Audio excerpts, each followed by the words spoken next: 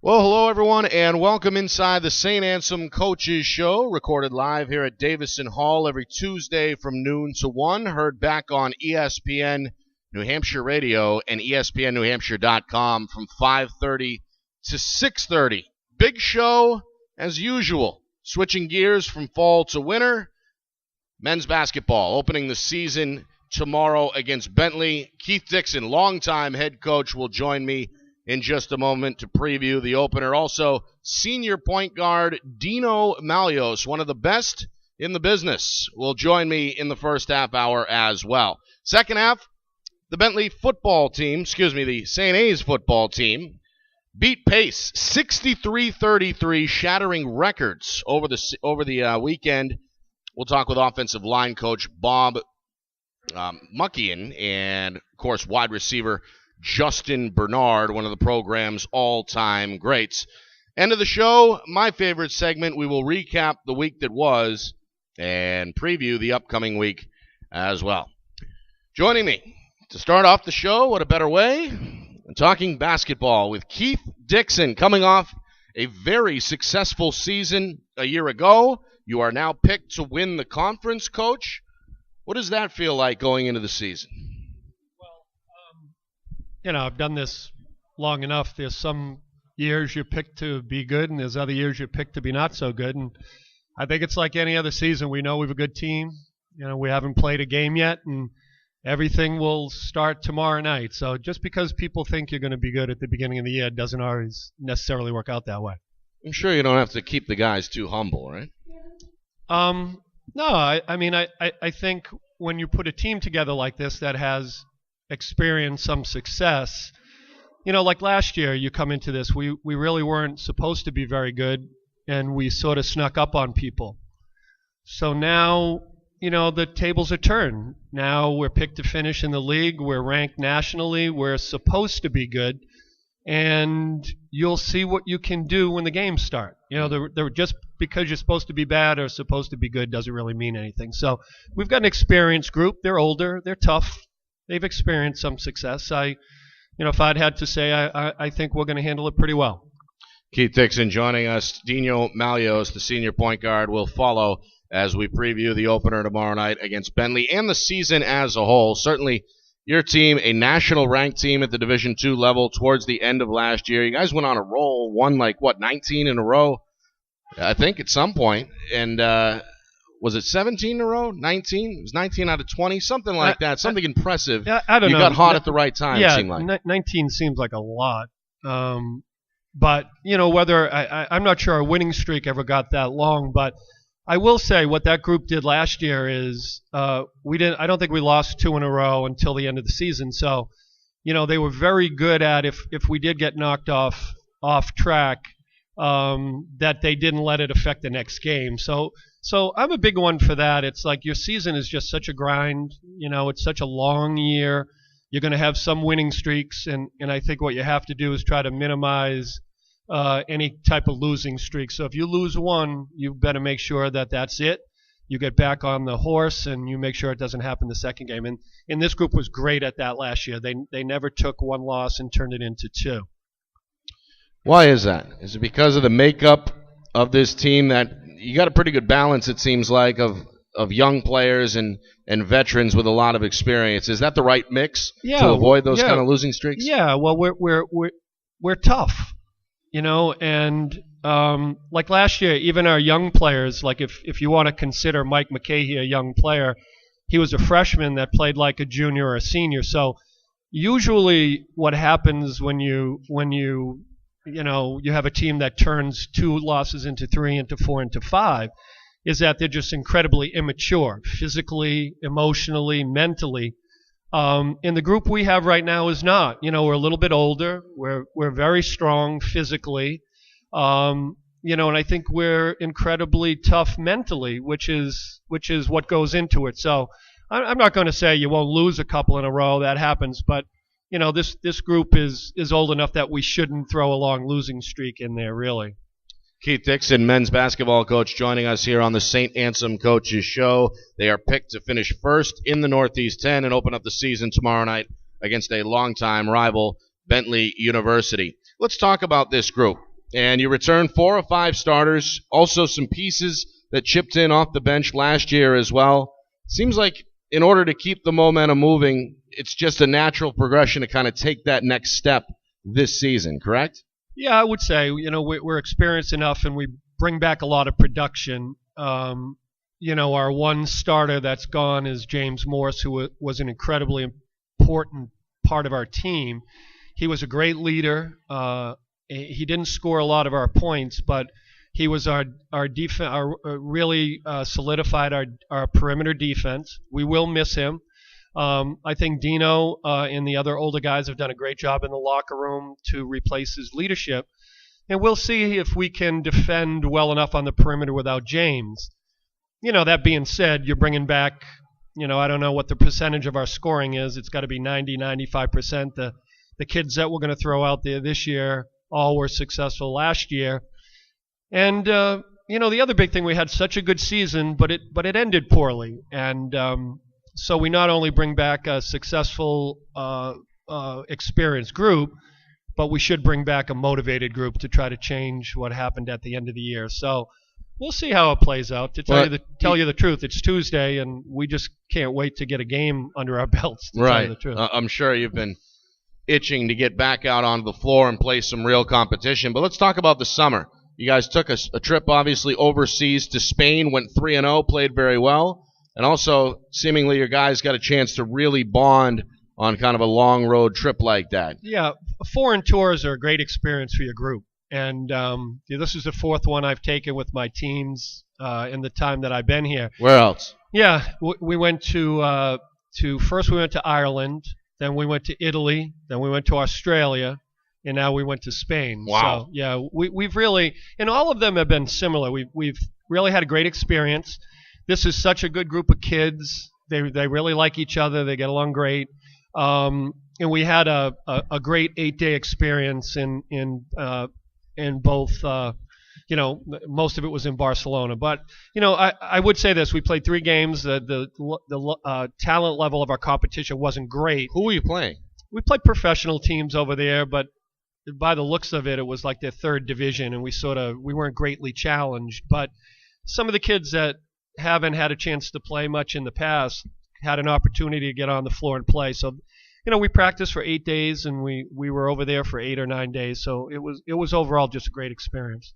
Keith Dickson talking about the summer, the bonding experience, the opener against Bentley, and, of course, the 2013-2014 campaign as a whole. Coach, you mentioned James Morris, and it seemed to me like he was that lockdown defender, that on-the-ball defender that you would put probably against the other team's best scoring threat. Yeah. With him gone, who are some of the candidates maybe late in the game to take his spot on the defensive end? Well, it looks like John Nielsen will end up taking over that spot, which is fine. John has improved tremendously on the defensive end of the floor since he first showed up at Saint Anselm. I will admit, early in his career as a freshman, we couldn't really play him because he was so bad in conversion, and that's completely flipped around now. And John is a big upgrade over James, I think, offensively, and he's progressed to the point, I think, where defensively he's above average. So, we'll come off the bench, I think, with Victor Joshua, and then our 5th guard looks like when he gets healthy, it'll end up being Mark Schultz. So, we're fairly comfortable with our guard play, and I think just with a little bit more experience, both Vic and Mark will be a wonderful addition to our unit. Of course, Roy Mabry seems like one of the better pure scorers there are in the Northeast 10 Conference. He's already racked up a few accolades from the league over his first 2 seasons. Now he's a junior, certainly has a lot of experience at this point, knows your system very well. Does his role evolve at all on either end of the floor this year as he comes on year number 3? Roy is a very special basketball player and a little unusual. From the minute he came on our court, he scored, and I think he averaged 15.5 as a freshman. He was playing as well as any perimeter player we've ever had through the first 20 games last year. I thought he could have been the MVP of the league, and he slumped a little bit coming down the stretch. So hopefully we can manage his minutes a little bit more. I would hope Roy could take a little bit of a step up defensively. to maybe take the pressure off Neil and then some of the other younger kids. But I think you put Roy on the court, he's going to score, and he can score in such a variety of ways that I think his role will be fairly similar on offense. Has he added anything to that already vast repertoire of moves? It's funny because it seems like if one part of his game's not working, he just goes to something else. I mean, he's a really good shooter. He's got himself to the foul line over 100 times. He's a great cutter. He's improved his assist to turnover ratio. I mean, I think he's just a very efficient basketball player. So Roy's one of our hardest workers and is not one of those kids that's going to just be content to what he is. So he's always trying to add something to our game. We'll see what our opponents can come up with to stop him, but he really does have a lot of different dimensions to his game. We'll speak with senior point guard Dino Mallios in just a few minutes here on the Saint Anselm Coaches Show. A few more moments with Keith Dickson, longtime head coach of this St. A's men's basketball team. They open up tomorrow night at 7:30 against Bentley at Stoutenburg Gymnasium. While we're in the backcourt here, let's talk a little bit about Dino. You've called him the glue in the past. Certainly last year came on kind of the national stage amongst the leaders in assists per game and is now arguably the best point guard in the Northeast 10. Yeah, I've called Dino a lot of things over his 4-year career. Not all of them are radio friendly, I'm sure. Yeah, not all of them radio friendly, but he has really progressed to the point. It's funny. Not everybody you recruit turns into what you think they can be. And I think if you had asked us 4 years ago, okay, you're going to take Dino Mallios, and nobody else really was recruiting him as hard as we were, you told me he would have turned into this, I would have said that's exactly what we need him to be. He's a great defender. He's incredibly tough. He has a great basketball mentality. He's a pass-first point guard, so he's always looking to find somebody else, and yet he's got enough in his game to keep people honest. And he's almost like, for our system, he's the perfect point guard for me. Now maybe other people want a point guard that'll score more, but I think if we have a good year this year and Dino does what he's supposed to do, he'll be talked about as some of the best point guards, with some of the best point guards that have ever played at St. Anselm. So I've really enjoyed coaching Dino. He can take criticism, and he's also, as a point guard, has to almost be an extension of the coaching staff, right? Yeah, and early in a career, that's what he played so early in his career, and when they don't know what they're doing, it's sort of there's a lot more pressure on your point guard than any other position. Nobody really understands it. So, early when you're playing a young point guard, you live with their mistakes, their ups and downs. He might not be physically or emotionally or mentally ready, but now he is. He's a big boy. He's a grown-up now, and he should be. There's very few things that I tell Dino to do right now that he doesn't already know what he should be doing. So it's very comforting to have him in the backcourt and as our point guard leading our unit. That's got to make your job, at least this season, a little bit easier. Yeah, it really does. It's why most teams that go far at the end of the season have a real good leader and a real good point guard, and we think we've got both of those in Dino. Yeah, absolutely. We'll hear from Dino in just a few moments, the senior from Winthrop, Massachusetts, talking basketball with Keith Dickson. Opener tomorrow night against Bentley at Stoutenburg at 7:30. How about the guys up front? I see Chris Santos sitting over there. He was an explosive player a year ago, came in from Vermont. I think everybody knows about him now around the league. Hard to disguise him anymore. You're going to keep him coming off the bench in that six-man role that works so well, or does he take a different route this season? Who are we talking about? Chris Santo? Chris Santo. He's about 6'7" forward that can slash, run the floor pretty well. If he's 6'7", then I'm 6'10". But I was a little surprised we haven't talked about our front court, to tell you the truth, because I think the biggest change from the year before to last year was the addition of Mike McKay and Chris Santo, and we got two legitimate all-conference forwards. We were just lucky enough last year to be able to bring Chris off the bench. This year I think we'll probably start Chris. And hopefully he can stay out of foul trouble, so we can afford to play him more minutes. I mean, even last year when he settled into that role, I don't think anybody in the region probably brought as good a player off the bench as we did in Chris Santo. And he sort of, every time he went in, changed the complexion of the game. This year we're going to start him with this unit, and he only averaged 22 minutes a game last year. Hopefully we can get him up to 26, 27, 28, which will make him even more productive. But he's a terrific player. That it's almost hard to put into words what he plays like. And with the addition of McKahey and Santo, I'm not sure anybody's got two better forwards than we have. Yeah, you mentioned McKahey. You've said it in the past that he may end up, when it's all said and done, as the best player you've ever recruited. Now, that's quite a statement, first of all, but I think he backed that up with his play last year and obviously won the Rookie of the Year award. Now he's a sophomore. Doesn't seem like there's a whole lot more he can add to his game. He's already pretty well-rounded, but obviously there's room for improvement. So what do you expect from McKahey in year two? Yeah, I think I disagree with that. I think there's a lot Mike can do a lot of things better than he did last year. And whether he's the best player we've recruited or not, he was almost the most college-ready player, both physically, emotionally, and mentally. Like I said it earlier in the show, you would have looked at him and thought he was a junior or senior right away. Right. I think we'll use Mike more in post-up situations this year. I think he's gotten better off of his dribble, and I think you're going to see him getting to the foul line more. So he's just such a trustworthy basketball player. He's so smart.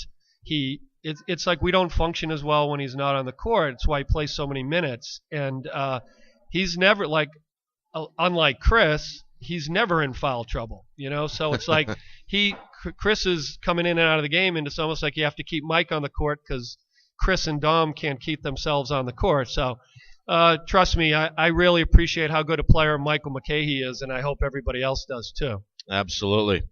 Coach, you mentioned Dominic Borelli. I think he's still your biggest player, at least on paper. Yeah, we've got two freshmen that I think that are taller than Dom now, so we've actually increased our size a little bit. So you got some size and depth. Who are those new guys? Isaiah Nelson and Grant Mackay, two 6'7" freshmen. I think they're a little taller than Dom, but Dom has really had a good preseason. His role won't change much. We started him and he played about 16, 18.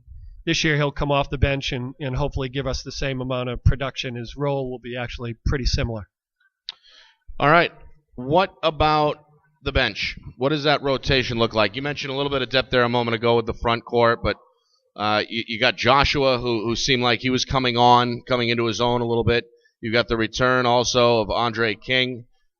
Where do these guys fit in, at least tomorrow night in the opener? Yeah, I think we had a lot of real competition on the wing spots. Some of these kids were locked in. You weren't going to knock Dino out of the lineup, or Roy, or Chris, or Mike.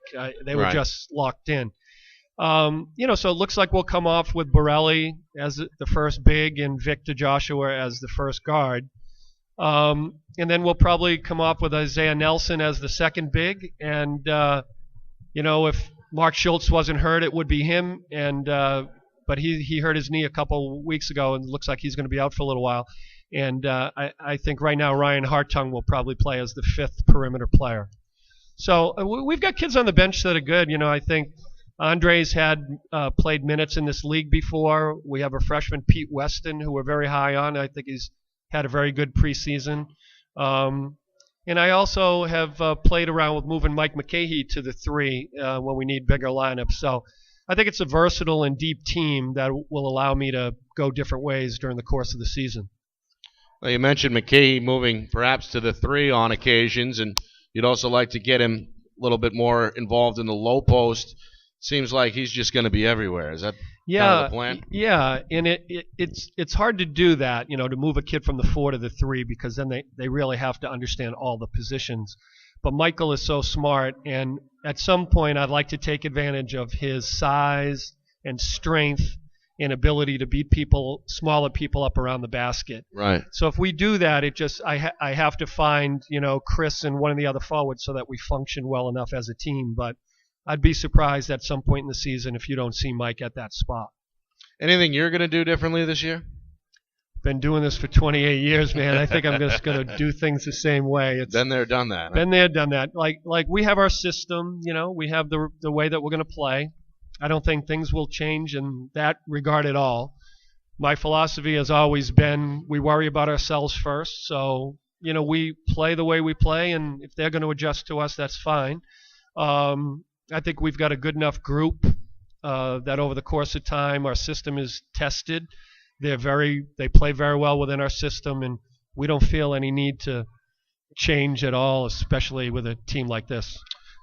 Finally, Coach, tomorrow night, the opener, Stoutenburg Gymnasium. The opponent, Bentley, longtime rival.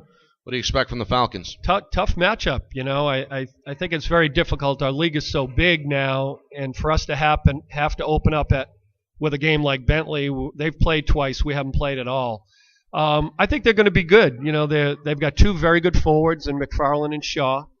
That'll be a real interesting matchup with Santo and McKahee. And they're real bigger than us on the perimeter. So I think we've got more experience. We had a more successful year than they did last year, but they've got a good team, and I bet they'll be pretty good by the end of the year. They're going to be very dangerous. So hopefully we can take care of our business, and we know it's going to be a dangerous opponent. Should be the first of many victories this season. Coach, appreciate the time. The pleasure was mine as usual. All right, Nicky. Thank you. That's Keith Dickson, longtime head coach of the St. A's men's basketball program. Very successful as well as they look for win number 1 of the new season tomorrow night against Bentley University. This is the Saint Anselm Coaches Show, recorded every Tuesday from 12 to 1 here on Davison Hall, and heard back on ESPN New Hampshire and ESPNNewHampshire.com every Tuesday from 5:30 to 6:30. Up next is men's basketball senior point guard Dino Mallios. He's a friend of the show. He was on last year. He did a great job and is truly now one of the best point guards in the business. Was amongst the national leaders in assists per game a year ago and is a terror on the defensive end as well. Dino, it's been a pleasure watching you play. It really has. Tell me, how have you evolved as a player over the last 3 years? Coach Dickson said when we brought you in, we didn't really know what to expect. We certainly are pleased by what kind of a all-around player you become. How much growth have you made in your mind over the last 3 years?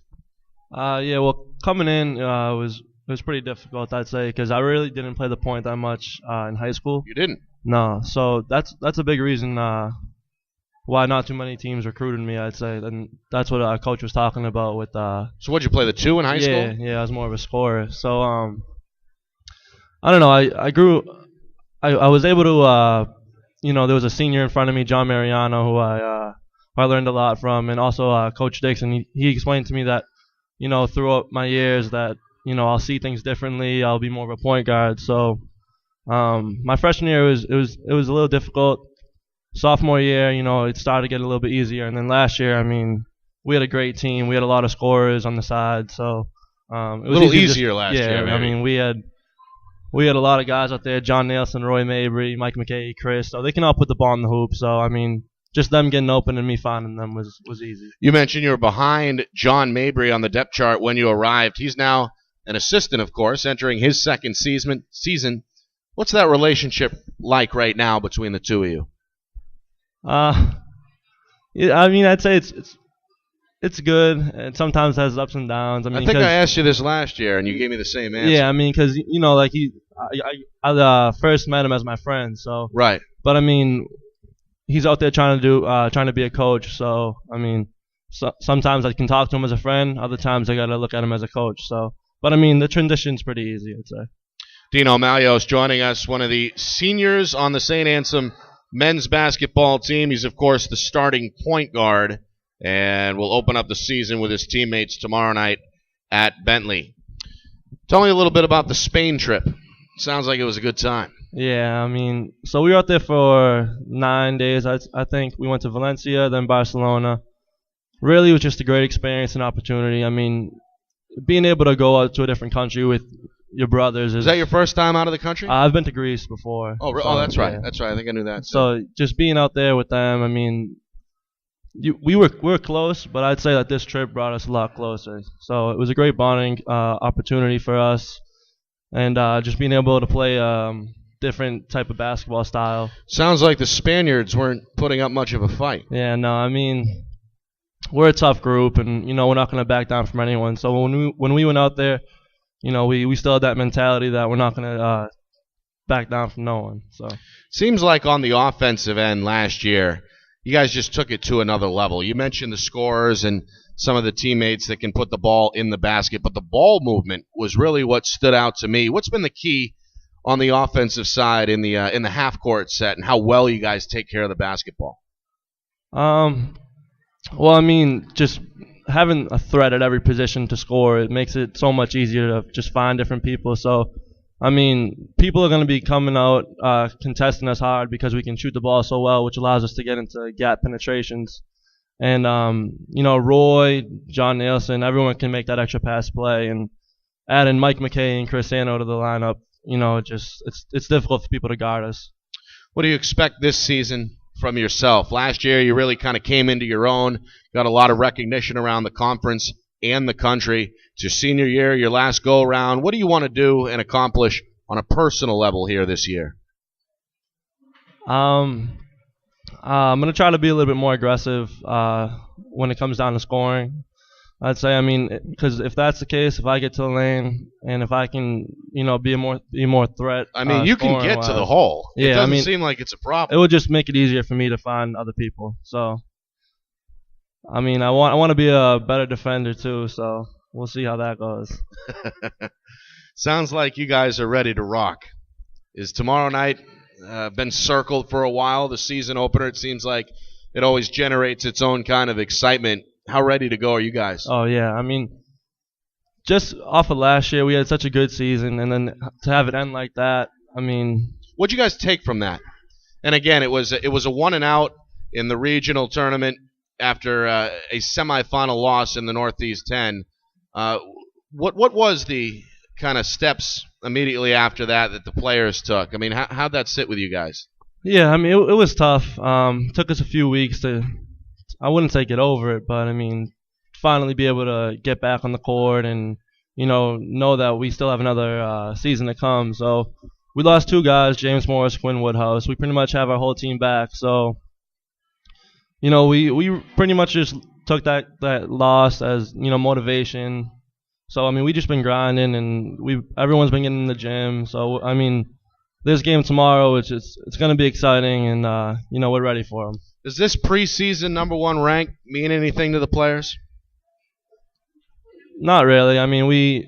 We knew we would be nationally ranked. We were last year, right, towards the end of the year. So, we found out we were ranked, and everyone said congratulations to each other, and then it's just not spoken about after that because it's just a number. It doesn't really mean anything. We were good last year, like Coach said. Just because we were good last year doesn't mean we're going to be good this year. Right. So we have a lot to prove still.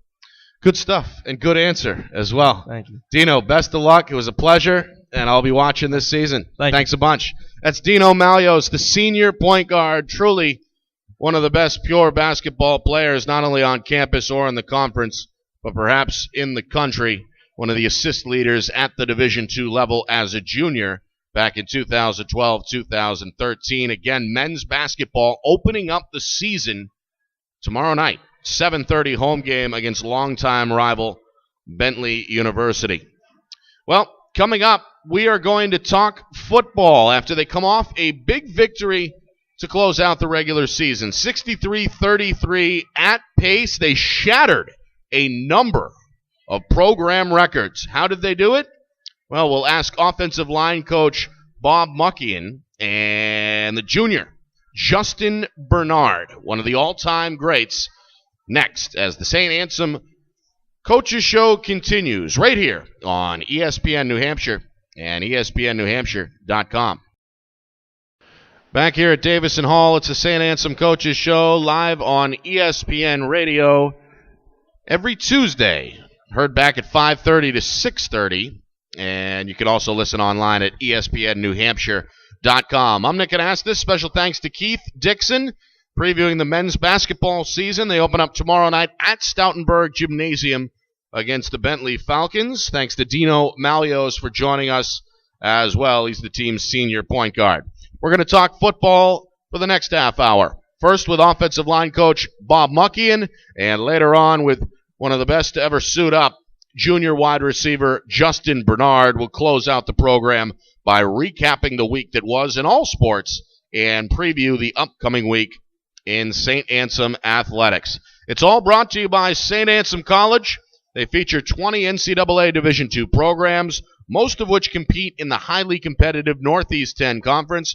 With over 100 home events this season, there are plenty of chances to catch the Hawks in action. If you can't make it to the game, log on to SaintAnselmHawks.com or follow along with free live stats of every home contest. Better yet, be sure to check out SaintAnselmHawks.tv for live video broadcasts of every football, basketball, and hockey game, as well as other select events throughout the year.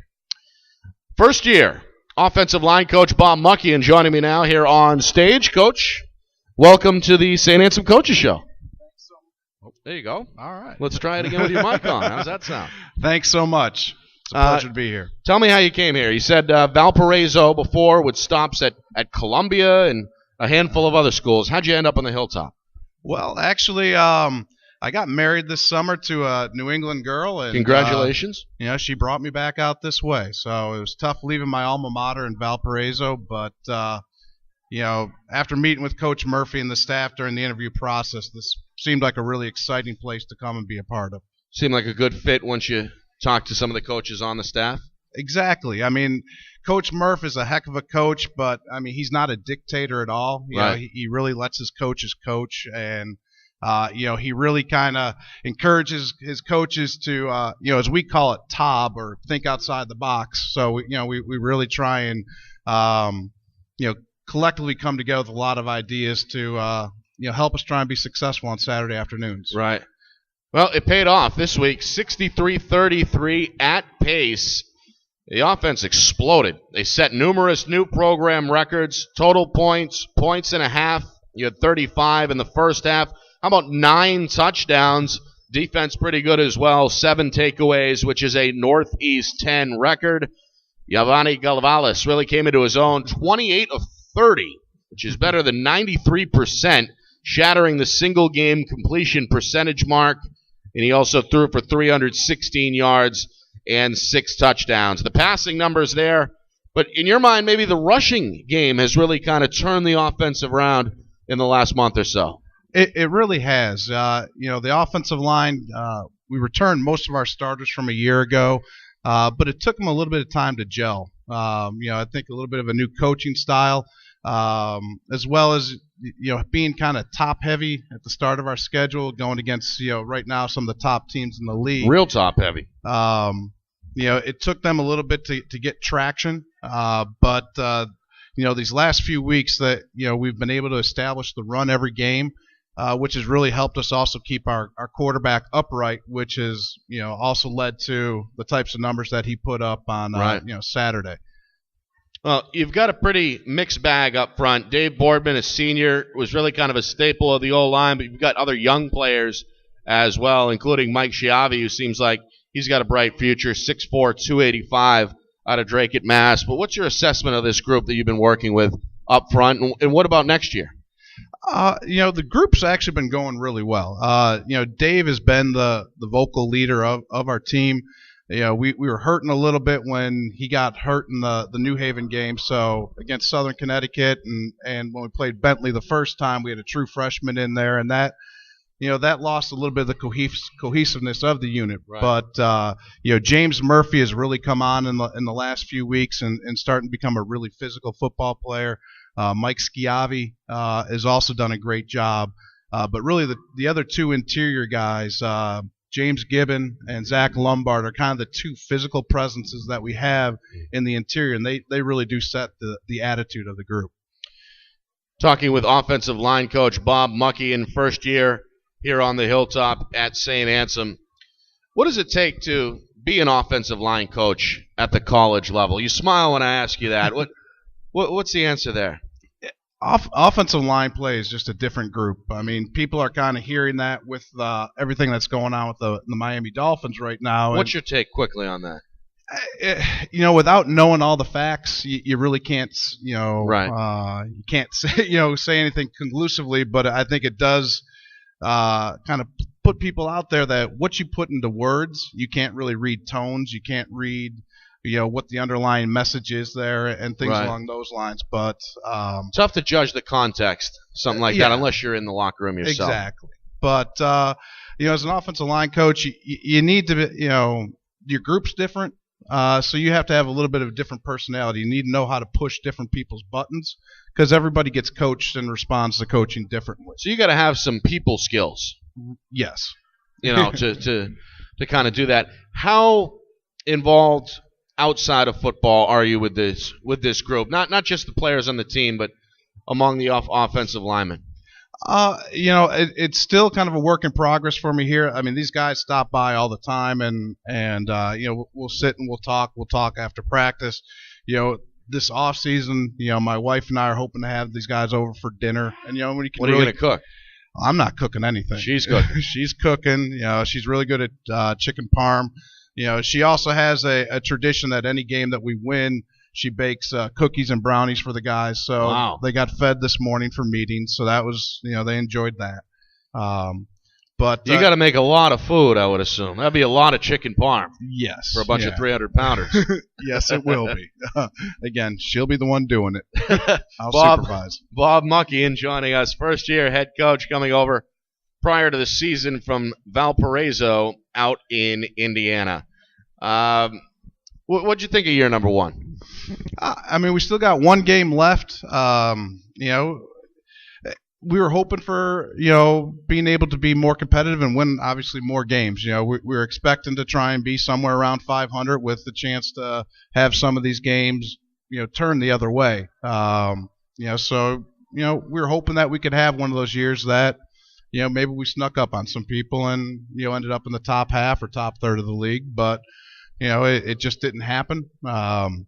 Still think, though, in a lot of areas there was a lot of improvement throughout the season. Most definitely, and the crux of our team is coming back. You're going to be talking with, one of the best players in St. A's history in a little bit, and he'll be back. Justin Bernard, and he'll be back. You just need to flick him the ball. He's going to catch it, and he's going to be able to make some people miss and score some touchdowns, which is kind of a good thing.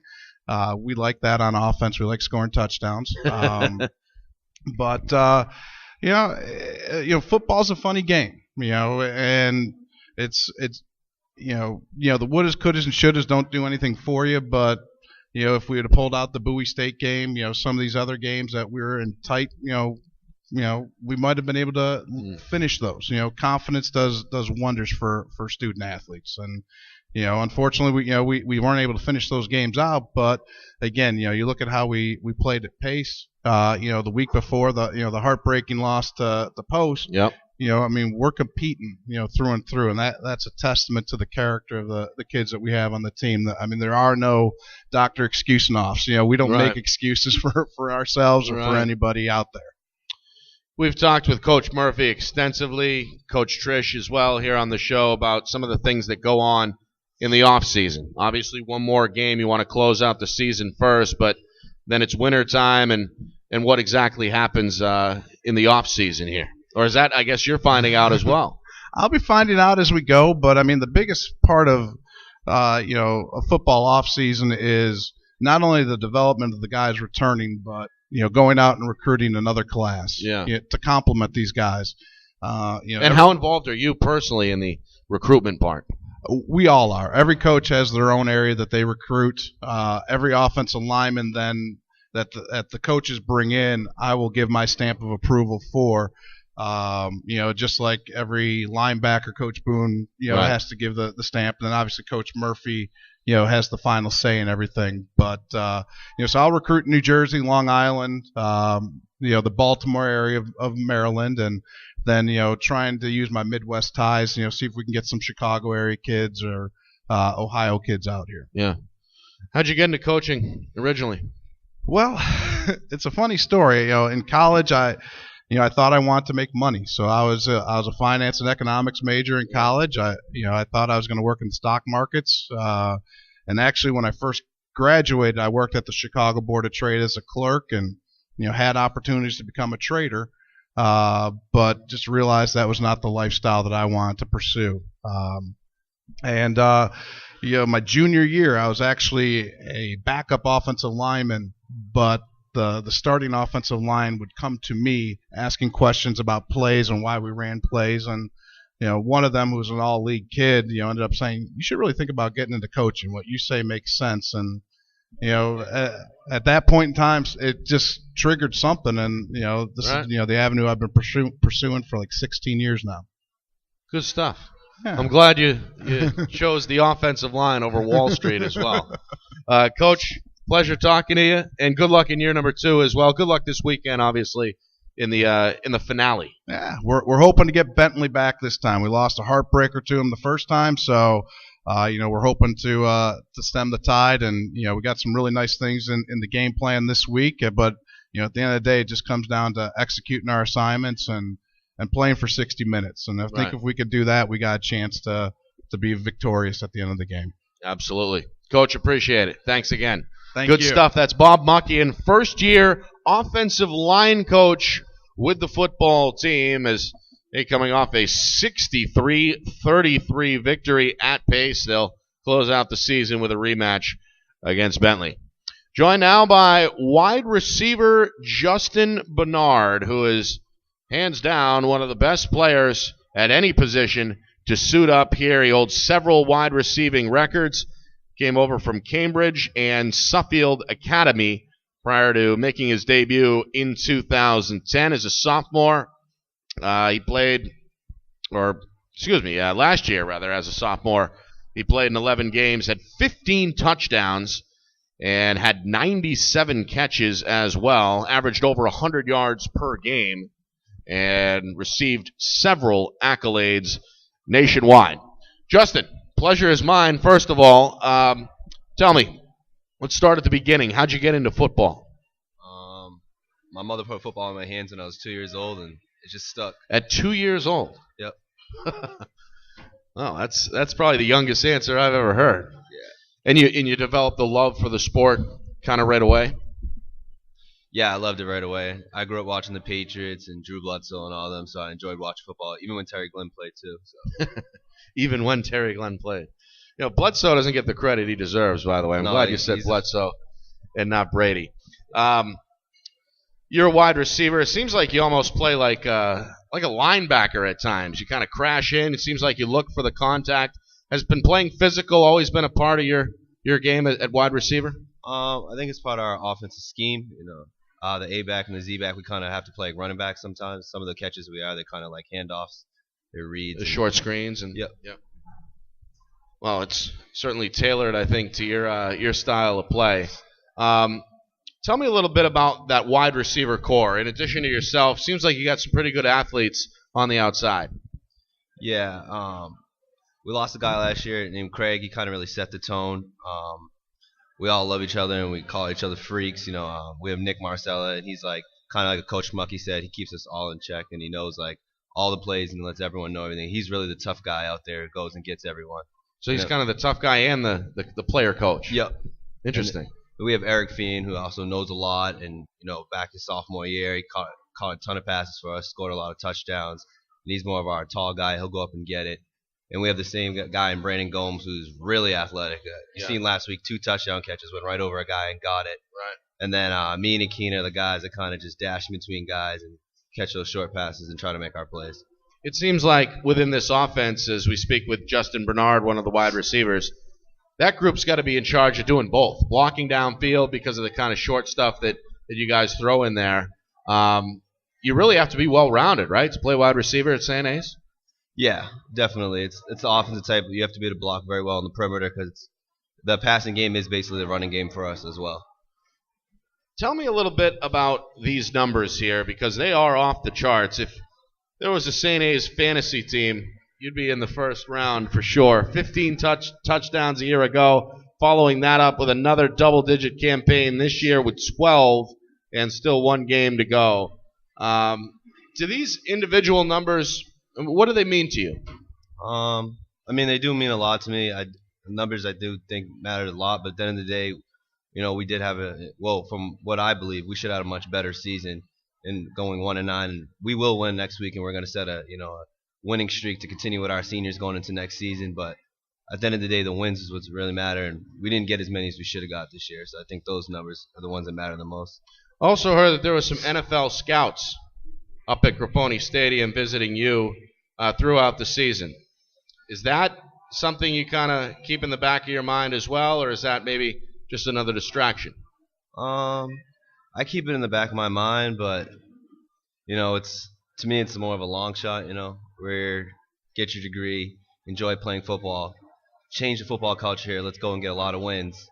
If that's there at the end of the day, then I'll do that. But if it's not, then I at least have some wins and some good times with my friends to look back on. What would you like to do when you leave here? Right now, I'm majoring in history and minoring in criminal justice. So I wouldn't mind being like a history teacher and trying to coach football at the high school level. And if not that, my father is a cop, so I'd actually like to do that if that's a possibility. Where's he a police officer? Cambridge. Okay. Yep. He's got a busy day then, huh? Right in Boston, I'm sure? Yeah, he's actually getting sworn in next week. So. Really? Yeah. Well, congratulations to him. History major. I like history as well. How'd you get into that? When I first came here, I thought I was going to get into accounting. Then I thought I was going to get into, science. But history seems that, I kind of like it, like U.S. history and, Western civilization. So to me, I find all that stuff pretty interesting because I like to see how things came to be. Right. That's why I like it as well. Justin Bernard joining us. He owns several Saint Anselm records and having another spectacular season. 10 games, 975 yards, and 12 touchdowns. A junior from Cambridge, Mass. Also went to Suffield Academy. You mentioned it. We are going to beat Bentley next. Is it next week or when exactly is the game? It's this Saturday. It's this Saturday coming up. You guys were right there the first time around. How has your football team gotten better since that week back in October? I think that we understand what it takes to win now. We've lost 2 close games, and I think anytime when you see a quarterback go down like Murph, and last year it was Ray Doucette and Stephen Cooper, the team really rallies behind it. The O-line starts blocking harder. The running backs start running harder. The receivers start making bigger catches.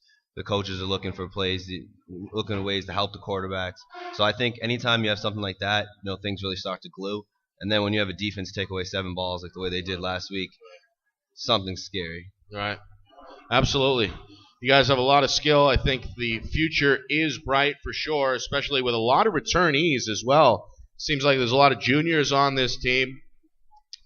What will you do to try and take your game to the next level after Bentley, after this season, and as we look towards next year? What are you trying to add maybe to your game for your final go-around? I think the big thing is when you meet at the end of the season, getting all the guys to buy in from that moment to believe that you're a winning football team and that they have to work pretty much from the off season, not just winter conditioning and spring ball, but throughout Christmas break and all summer to make sure they're doing the right things they need to do to win. And then you have to look at film and stuff like that and look at the weaknesses in your game to see what you need to improve on. Good stuff. And good luck as well against Bentley. Thanks a bunch. That's Justin Bernard, the wide receiver. A junior. He'll have another year. And he's one of the best, as I mentioned, in program history. He's got the attention of many NFL scouts since his days on the hilltop. It's the Saint Anselm Coaches Show here on Tuesday. Heard every Tuesday, 5:30 to 6:30 on ESPN New Hampshire and ESPNNewHampshire.com. Time now to recap the week that was and preview the week ahead. We mentioned the football team. They beat Pace at Pace, 63-33 the final. They set numerous program records, including total points, points and a half, and touchdowns, and also set the record for the Northeast 10 with 7 takeaways. Giovanni Gavala's 20 of 38 and shattered a new single-season completion percentage record in the process. 316 yards, 6 touchdowns. That's one shy of the school record. And Gavalis named the Northeast 10 Rookie of the Week for the second straight time for his efforts. Justin Bernard and Brandon Gomes were his two favorite targets, as Bernard caught 11 passes for 116 yards and tied his own mark in the program with 3 touchdowns. Gomes, meanwhile, personal bests for catches with 8 receiving yards, 112, and 2 touchdown catches. Keith Charles, another solid game for the senior running back, as he had 25 carries, 107 yards, and 3 touchdowns. Junior defensive back Tyrell McDonald equaled the school record with a pair of picks. And how about the kicker? Shane Grayson, the sophomore, set a new mark for extra points attempted with 8 and matched the record for PATs made with 7. Again, the football team will close out the season coming up on Saturday against Bentley. All right, the women's soccer team, they fell to Adelphi 2-1 in the Northeast 10 quarterfinals on Tuesday afternoon.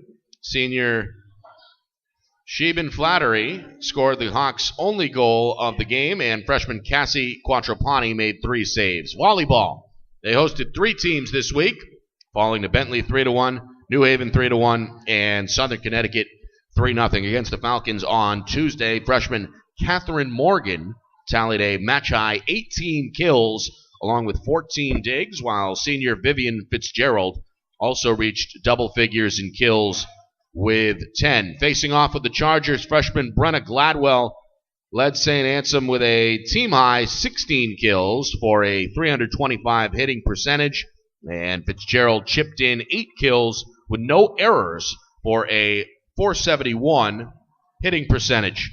Men's ice hockey, they opened up the 2013-2014 season with a pair of road games at nationally ranked opponents. Friday night, the Hawks traveled to number 11 Babson College and fell 3-1, despite senior Joe Tabano scoring the first goal of the game. The following night, the Hawks dropped a back-and-forth battle with number 12 UMass Boston. Junior Johnny Daniels scored a pair of goals, and senior Robert Kang made a career-high 48 saves in net. Women's ice hockey, they went 1-1 on a trip to Newman University as they played the Knights both Saturday and Sunday. In the first Knights contest, senior Courtney Winters scored a goal and added an assist, while the Hawks goaltender Hannah Synott made 13 saves in her first career start. In the 5-4 loss the following day, freshman Allison Quinn scored a goal and added an assist, and she was one of 3 freshmen to score a goal, but St. Anselm surrendered its 3-goal lead to sacrifice the win. The sophomores, Sabrina Ionetti, freshman Chelsea Stanclift, and classmate Allison Butler also scored for St. Anselm on Sunday. Women's basketball, they went 2-0 to begin the season. A 76-46 win at home against Georgian Court on Friday set the tone. Another home victory Saturday night, this time a come-from-behind effort, 80-73 victory against LIU Post. Head coach Julie Plant earned her first win with the St. Anselm Hawks after taking over this summer. They went on a 21-2 run against Georgian Court at one point and led into a 20-point gap with just under 6 minutes to play in the opening half. Similar 21-5 stretch in the second half. As the next day, the Hawks went into the locker room trailing against LIU Post by 5, but locked down the Pioneers in the second half. They went on a 9-2 run to open up a 7-point lead. Senior Brianna Jones averaging 18.5, 5 rebounds, and 3.5 assists over the 2 games. Shot 86% from the line as well. Jones, 14 points, 3 boards, 6 assists against Georgian Court. Career high 23 and 7 in the victory over LIU Post. Tori Lair averaged nearly 17 and 10 over the 2 games. Career best 19 points and a career high 10 rebounds.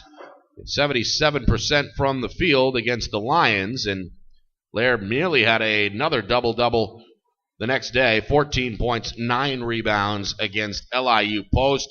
And the highly touted freshman Candace Andrews opened her career by scoring 11.5 points, 4 assists, and 4 boards, 2 steals, 2 blocks averaging over the 2-day span, and scored 11 in the opener in just 17 minutes against Georgian Court. She followed up that performance by stuffing the box score against LIU Post. 12 points, 5 boards, 5 assists, 3 blocks, and a steal. Both the men's and women's cross-country teams wrapped up their seasons at the NCAA East Regional on Sunday afternoon at Franklin Park. The men placed 23rd as sophomore Kevin Morris finished 94th in a time of 35 minutes, 12 seconds. The women, meanwhile, finished 12th behind a 31st place showing by senior Stephanie Kearsley in a time of 23 minutes and 50 seconds. Special thanks to our producers, Eric Copeland, Mackenzie Frazier, engineer Tom Rowe back in the ESPN New Hampshire studios. Want to thank our guests as well, head men's basketball coach Keith Dickson and senior point guard Dino Mallios in the first half hour. And, of course, from the football team, first-year offensive line coach Bob Muckian and junior wide receiver Justin Bernard. We'll be back next Tuesday. I'm Nick Anastos saying so long. This has been the Saint Anselm Coaches Show right here on ESPN New Hampshire and ESPNNewHampshire.com.